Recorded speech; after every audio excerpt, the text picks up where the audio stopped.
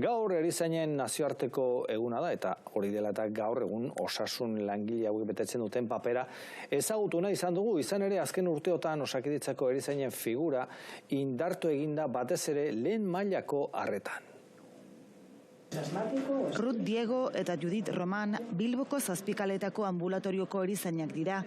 Lehen mailako arretan egiten dute lan eta 2019az geroztik gaixotasunen prozesu arinak dituzten pazienteak artatzen dituzte, katarro bat adibidez.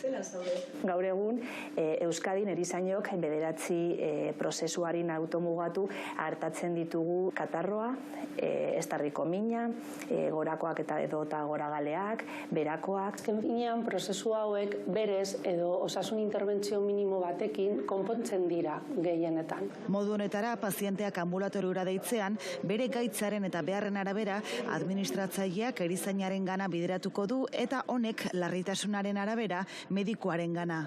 Azken urteotan protokolo berria martxan jarri zenetik, Osakidetzak 6 aldiz biderkatu du gure ambulategietan erizainek artatzen dituzten prozesu arinen kopurua. 2024an erizainok Euskadin 384.000 heldu baloratu genituen. Haietatik 176 ebatzi genituen beste profesional sanitario batera bideratu gabe.